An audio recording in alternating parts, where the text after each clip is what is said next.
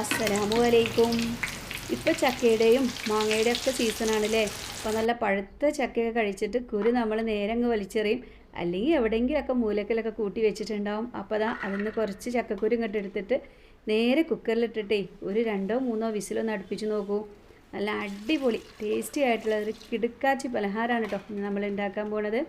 ഞാനിവിടെ ഏകദേശം ഒരു 20ഓളം ചക്കക്കുരുവും പിന്നെ അതിലോട്ടൊരു 3 കിഴങ്ങും കൂടി ഒരുമിച്ച് തന്നെ വേവിക്കാനായിട്ട് പോവുകയാണ് കേട്ടോ. ഉപ്പും കാര്യങ്ങളൊന്നും ഇട്ട് കൊടുത്തിട്ടില്ല.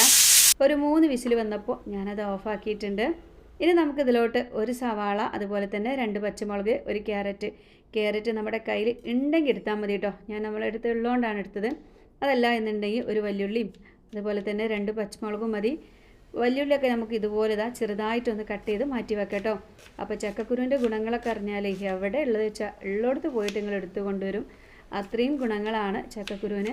നമ്മൾ എവിടെന്നെങ്കിലുമൊക്കെ കയറ്റി വരുന്ന ഫ്രൂട്ട്സൊക്കെ ഒരുപാട് പൈസയൊക്കെ കൊടുത്തിട്ട് വാങ്ങൂലേ.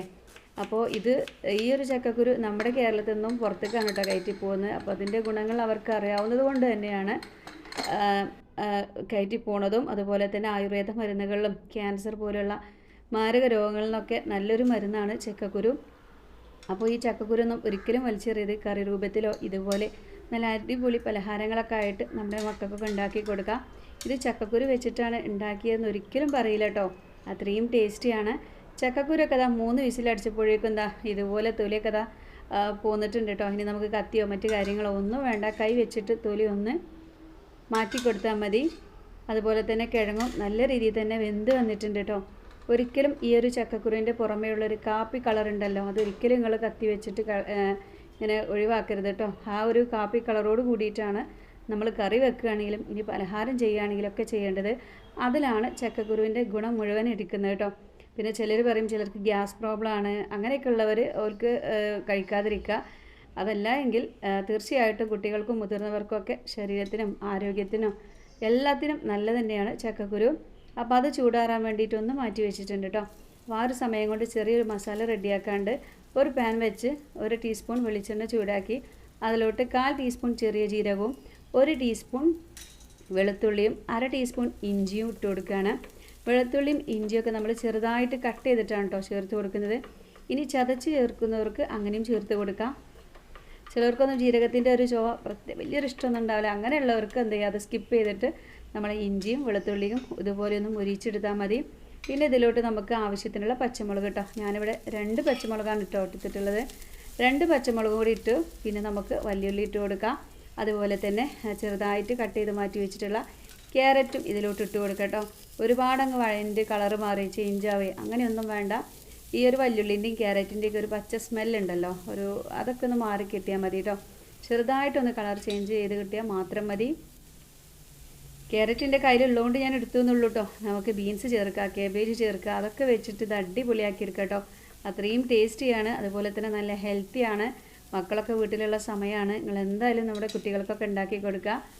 അപ്പോൾ ഉണ്ടാക്കുന്ന സമയത്ത് ഇത് ചക്കക്കുരു വെച്ചിട്ടാണ് ഉണ്ടാക്കിയതെന്ന് നിങ്ങൾ ഒരിക്കലും പറയരുത്. ഒരിക്കലും കണ്ടുപിടിക്കാനും പറ്റില്ല കേട്ടോ. ഇതിലോട്ട് നമ്മൾ കുറച്ച് മസാലപ്പൊടികളൊക്കെ ഇടുകയാണ്. ഞാനിവിടെ കാശ്മീരിൻ്റെ മുളക് പൊടിയും അതുപോലെ തന്നെ മഞ്ഞൾപ്പൊടി, കുറച്ച് ഗരം മസാല ഇല്ലെങ്കിൽ ചിക്കൻ മസാലയും നമുക്ക് ചേർത്ത് കൊടുക്കാം കേട്ടോ.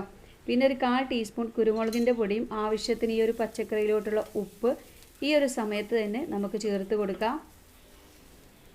ഈ ഒരു മസാലപ്പൊടി ഞാനിപ്പോൾ 1/2 ടീസ്പൂൺ വെച്ച് ചേർത്തത് നമ്മൾ ഈ ഒരു പലഹാരത്തിന് മുഴുവനായിട്ടുള്ള മസാല കൂട്ടാണ് കേട്ടോ. ഇതിലൊരുപാട് എരിവിട്ടിട്ട് അങ്ങോട്ട് കൊളാക്കി എടുക്കേണ്ട. ഒരു മീഡിയം എരിവിലാവുമ്പോഴേ നമ്മളെ മക്കൾക്കൊക്കെ നല്ല ഇഷ്ടത്തോടു കൂടി കഴിക്കാനായിട്ട് പറ്റുള്ളൂ കേട്ടോ. അപ്പോൾ മസാലപ്പൊടികളൊക്കെ ഇട്ടിട്ട് നന്നായിട്ട് ചൂടാക്കി എടുത്തിട്ടുണ്ട്, റെഡി ആയിട്ടുണ്ട്. ഈ ഒരു സമയം ഞാനിവിടെ ഗ്യാസ് ഓഫാക്കി വെച്ചിട്ടുണ്ട് കേട്ടോ. എന്നിട്ട് കുറച്ച് മല്ലിച്ചപ്പും കൂടി ഇട്ട് കൊടുക്കുകയാണ്. നമ്മുടെ കയ്യിലുണ്ടെങ്കിൽ നിങ്ങൾക്ക് എന്ത് ചെയ്യുക, 2 തണ്ട് മല്ലിച്ചപ്പ് ചെറുതായിട്ട് കട്ട് ചെയ്ത് ചേർത്ത് കൊടുക്കുക. ഇല്ലെങ്കിൽ കുഴപ്പമൊന്നുമില്ല കേട്ടോ. ഇതൊന്ന് ചൂടാറി വരട്ടെ. ആ ഒരു സമയം കൊണ്ട് നമ്മുടെ ചക്കക്കുരും ഉരുളങ്കിഴങ്ങും ഒക്കെ നന്നായിട്ടൊന്ന് തണുത്തിട്ടുണ്ട്. നമ്മുടെ വീഡിയോ കാണുമ്പോഴേ നിങ്ങൾക്ക് ഇഷ്ടമാകുന്നുണ്ടെങ്കിൽ വേറെ ഒന്നും നോക്കല്ലേ കേട്ടോ. നമ്മുടെ വീഡിയോക്ക് എല്ലാവരും ലൈക്കൊക്കെ തരും കേട്ടോ. അപ്പോൾ അതിൻ്റെ കുരു ഞാൻ പറഞ്ഞില്ല, തൊലി കളയാനായിട്ട് ഇനി കത്തിയെടുക്കേണ്ട ഒരു ആവശ്യം പോലുമില്ല. ചക്കക്കുരൊക്കെ 3 വിസിലടിച്ചപ്പോഴേക്കും നന്നായിട്ട് വെന്ത് ഉടഞ്ഞ് വന്നിട്ടുണ്ട് കേട്ടോ. ഞാനിതിൻ്റെ ഈ ഒരു കാപ്പി കളറൊന്നും കളയുന്നില്ല കേട്ടോ. ചക്കക്കുരുവിൻ്റെ പുറമേ ഉള്ള ഈ ഒരു കളറ് അത് വെച്ചിട്ട് തന്നെ വേണം നമ്മൾ എന്ത് ചെയ്യുകയാണെങ്കിലും, ഞാൻ പറഞ്ഞ പോലെ കറിയാണെങ്കിലും ചില ഉമ്മമാർ അതിബുദ്ധിമാരായിട്ടുള്ള ഉമ്മമാരുണ്ട്. ഇതുപോലെ ചക്കക്കുരൊക്കെ നന്നായിട്ട് വേവിച്ച് ഉടച്ചിട്ട് മുരിങ്ങയിലും ചക്കക്കുരുവായിട്ട് വെക്കും കേട്ടോ. നല്ല ടേസ്റ്റാണ് ആ ഒരു കറി. ആ ഒരു കറിയും ഒരു പപ്പടമൊക്കെ ഉണ്ടെങ്കിൽ പിന്നെ നമുക്ക് വേറെ ഒന്നും കൂട്ടാൻ വേണ്ടിയല്ല. അപ്പോൾ അതുപോലെയൊക്കെ ഉണ്ടാക്കി കൊടുക്കുക. പിന്നെ ഇതുപോലെയുള്ള അടിപൊളി പലഹാരങ്ങളൊക്കെ ഉണ്ടാക്കി കൊടുക്കുകയാണെങ്കിൽ നമ്മളെ കുട്ടികളെ വയറ്റിക്കൊക്കെ ചക്കക്കുരൊക്കെ എത്തിക്കോളും. ചക്കക്കുരിൻ്റെ ഗുണങ്ങളും ഒക്കെ നമ്മുടെ മക്കൾക്ക് കിട്ടും കേട്ടോ. അപ്പോൾ അതാ ഞാൻ മുഴുവനായിട്ട് പെട്ടെന്നൊന്ന് തൊലിച്ചിട്ട് വരാം കേട്ടോ. അത്ര പണിയൊന്നുമില്ല. അത് പെട്ടെന്ന് കണ്ടല്ലോ, വിട്ട് പോരുന്നുണ്ട് കേട്ടോ. അതുപോലെ തന്നെ നന്നായിട്ട് വെന്തിട്ടുമുണ്ട് ചക്കക്കുരു. അപ്പോൾ നമ്മൾ വേവിച്ച് തൊലിയൊക്കെ മാറ്റി വെച്ചിട്ടുള്ള ചക്കക്കുരു നേരെ മിക്സിൻ്റെ ജാറിലിട്ടിട്ട് ഒന്ന് ചതച്ചെടുക്കണം കേട്ടോ. കയ്യിൽ വെച്ചിട്ട് ഇങ്ങനെ ഞെരടി എടുക്കുന്നവർക്ക് അങ്ങനെയും ചെയ്യാം. നമുക്ക് എന്താ വെച്ചാൽ ഞാൻ കൈ വെച്ചിട്ടല്ല, ഇതുപോലെ മിക്സിയിലിട്ടിട്ട് പതുക്കെ ഒരൊറ്റ കറക്കൽ കേട്ടോ, അത്ര മാത്രം മതി. അപ്പോഴേക്കും തന്നെ ഒന്ന് ചതഞ്ഞ് കിട്ടിക്കോളും. നമ്മൾ ഒരുപാട് പേസ്റ്റ് ആക്കിയിട്ട് ഇങ്ങോട്ട് അടിച്ച് കൊളാക്കി എടുക്കരുത് കേട്ടോ. ഇതാ ഇതുപോലെ ഒന്ന് ചതഞ്ഞ് കിട്ടിയാൽ മതി കേട്ടോ. ഇങ്ങനെ ഉണ്ടാക്കുമ്പോഴാണ് നമ്മൾ ഈ ഒരു പലഹാരം ടേസ്റ്റി ആവണതും. ചതച്ച് വെച്ചിട്ടുള്ള ഈ ചക്കക്കുരു നമുക്കങ്ങ് മാറ്റി വെക്കാം. അതുപോലെ തന്നെ 3 കിഴങ്ങ് എടുത്തിട്ടുണ്ട്. ആ 3 കിഴങ്ങിൻ്റെ തൊലിയൊക്കെ മാറ്റി കൊടുത്തിട്ട് അതും ഒരു ഫോർക്കോ സ്പൂണൊക്കെ വെച്ചിട്ട് ഇതുപോലെ ഒന്ന് ഉടച്ചു കൊടുക്കുക കേട്ടോ. അല്ലെങ്കിൽ കൈ വെച്ചിട്ട് ഉടച്ചെടുത്താലും മതി. അപ്പോൾ ഇന്ന് നമ്മൾ ചക്കക്കുരു വെച്ചിട്ട് നല്ലൊരു കിടുക്കാച്ചി കട്ട്ലേറ്റാണ് കേട്ടോ റെഡിയാക്കാനായിട്ട് പോണത്. നമ്മുടെയൊക്കെ തൊടിയിലോ അല്ലെങ്കിൽ തന്നെ നമ്മൾ ചക്കയൊക്കെ തിന്നിട്ട് വലിച്ചെറിഞ്ഞ കുരുവൊക്കെ ഉണ്ടെങ്കിൽ നിങ്ങൾ അതെടുത്ത് കൊണ്ടുവന്നോളി.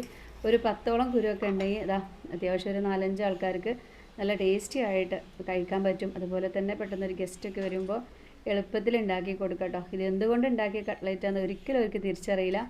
അത്ര രുചി തന്നെയാണ് കേട്ടോ. അങ്ങനെ നമ്മൾ ഉരുളങ്ങയിലോട്ട് ആ ചക്കക്കുരു ഉടച്ച് വെച്ചതും അതുപോലെ തന്നെ ഉണ്ടാക്കി വെച്ചിരുന്ന മസാലയും ചേർത്ത് കൊടുക്കുകയാണ്. ഉപ്പ് നമ്മൾ ഈ ഒരു സമയം ചക്കക്കുരുക്കും കിഴങ്ങേക്കുള്ള ഉപ്പ് നമ്മൾ ഈ മസാല റെഡിയാക്കുന്ന സമയത്ത് മസാലയിൽ ഇട്ട് കൊടുത്താലും മതി കേട്ടോ. അല്ലെങ്കിൽ ഈ ഒരു ടൈമിൽ ചേർത്ത് കൊടുക്കുക. ഇനി എല്ലാം കൂടി നന്നായിട്ട് മിക്സ് ആക്കിയിട്ട് ഒന്ന് കുഴച്ചെടുക്കാം. ഇനി ഇതിലോട്ട് നമ്മൾ ബാക്കി കാര്യങ്ങളൊന്നും ചേർക്കുന്നില്ല കേട്ടോ.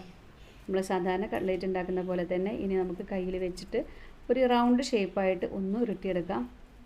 ഷേപ്പ് ഏതായാലും കുഴപ്പമില്ല കേട്ടോ. നമ്മളിവിടെ കട്ട്ലേറ്റിൻ്റെ ഷേപ്പ് എടുക്കുന്നത് മാത്രമേ ഉള്ളൂ. അതുപോലെ തന്നെ ഈ ഒരു സ്റ്റെപ്പ് നിങ്ങൾ ഒരിക്കലും സ്കിപ്പ് ചെയ്യരുത് കേട്ടോ. കൈ വെച്ചിട്ട് തന്നെ നന്നായിട്ട് കുഴച്ചിട്ട് മസാലയൊക്കെ എല്ലായിടത്തേക്കും ഒരുപോലെ ആക്കി കൊടുക്കണം. എങ്കിലേ നമുക്ക് ആ കിഴങ്ങക്കും അതുപോലെ തന്നെ ചക്കക്കുരുവിലോട്ടൊക്കെ നന്നായിട്ട് പിടിച്ച് കിട്ടുള്ളൂ. എന്നിട്ട് കൈ നന്നായിട്ട് കഴുകിക്കൊണ്ടുവരിക. ഒന്നുകിൽ പച്ചവെള്ളത്തിൽ കഴുകിയിട്ട് ആ ഒരു പച്ചവെള്ളത്തിൽ ഇങ്ങനെ വെച്ചിട്ട് ഇതുപോലെ റൗണ്ട് ഷേപ്പിലാക്കി എടുക്കുക. അതല്ലെങ്കിൽ കുറച്ച് എണ്ണ, ഏതെങ്കിലും ഒരു എണ്ണ കയ്യിലാക്കിയിട്ട് ഇതുപോലെ നമുക്ക് കട്ട്ലേറ്റിൻ്റെ ഷേപ്പിൽ ഉരുട്ടിയെടുക്കാം കേട്ടോ. അതുപോലെ തന്നെ പച്ചവെള്ളമാകുമ്പോൾ ഇടയ്ക്കിടയ്ക്ക് നമ്മളൊന്ന് കഴുകി കൊടുക്കേണ്ടതായിട്ടുണ്ടാവും. ഇതുപോലെ ഓരോന്നും നമുക്ക് റൗണ്ട് ഷേപ്പിൽ ഉരുട്ടിയിട്ട് ഇതാ നേരെ ഒരു പ്ലേറ്റിലോട്ടൊന്ന് മാറ്റി വെക്കാം. സിമ്പിളാണ്, എന്നാൽ നല്ല ടേസ്റ്റുമാണ് ഇത് കഴിക്കാനായിട്ട്. കുട്ടികളൊക്കെ വീട്ടിലുള്ള നേരമാണ്. ഈ ഒരു സമയത്തൊക്കെ വൈകുന്നേരമായി എന്താ റബ്ബേ ചായക്കടി എന്നതിന് ആരും ആലോചിക്കണ്ട.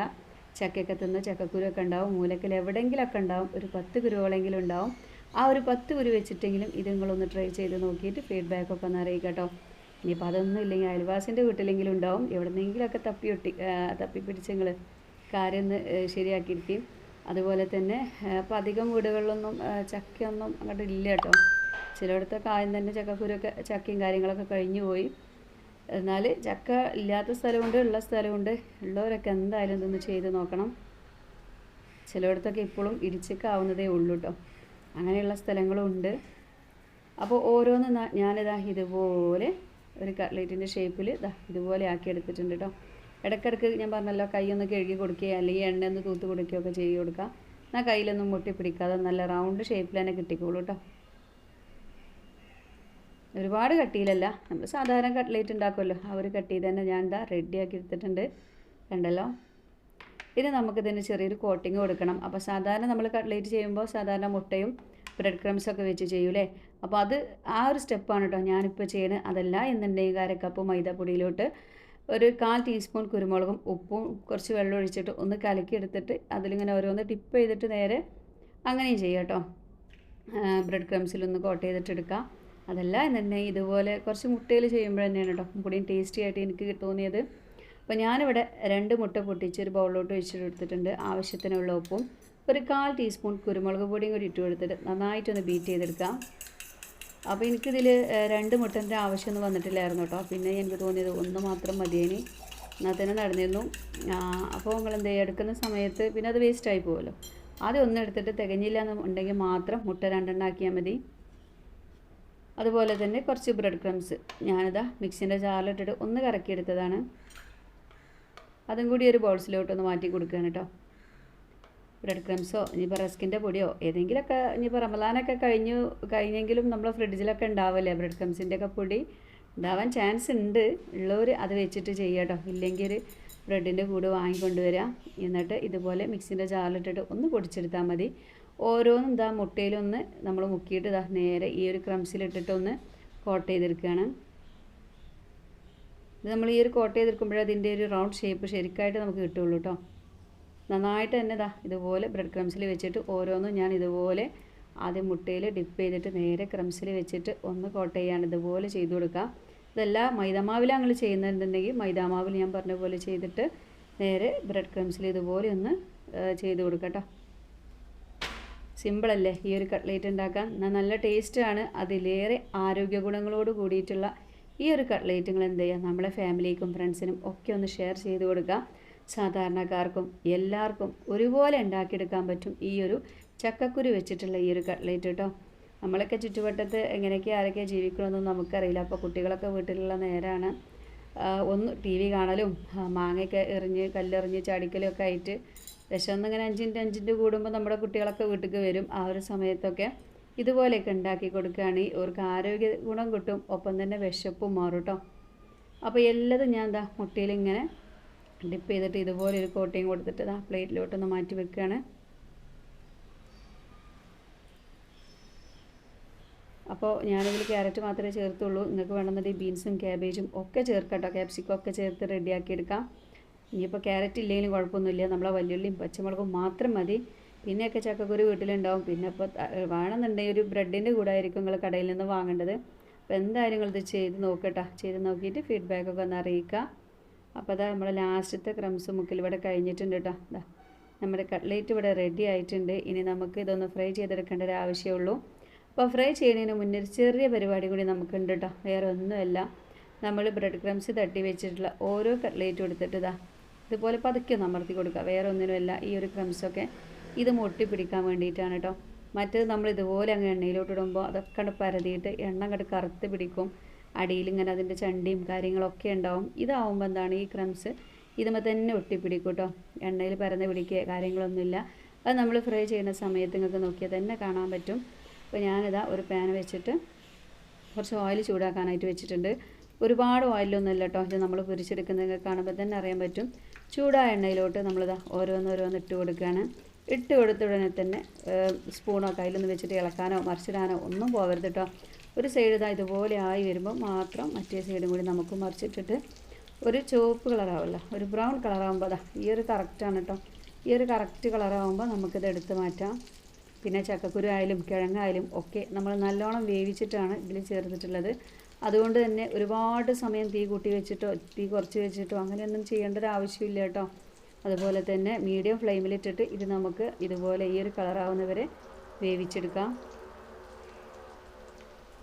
അപ്പോൾ കണ്ടല്ലോ, നമ്മൾ അടിപൊളി കട്ട്ലേറ്റ് ഇവിടെ റെഡി ആയിട്ടുണ്ട്. എല്ലാവർക്കും ഇത് ഒരുപാട് ഇഷ്ടമാവും കേട്ടോ. നിങ്ങൾ എന്തായാലും നമ്മുടെ കുട്ടികൾക്കൊക്കെ ഉണ്ടാക്കി കൊടുക്കുക. ഒപ്പം ഫീഡ്ബാക്കും അറിയിക്കുക. നമ്മുടെ എണ്ണയിലോട്ടൊക്കെ നോക്കുമ്പോൾ തന്നെ അറിയാൻ പറ്റും ഒരുപാട് കരിഞ്ഞ് പിടിക്കുക എണ്ണ കുടിക്കുക അങ്ങനെയൊന്നും ഈ ഒരു പലഹാരം ചെയ്യൂല. അതുകൊണ്ട് തന്നെ 100% കുട്ടികൾക്കും മുതിർന്നവർക്കൊക്കെ ഒരുപാട് ഇഷ്ടമാവും.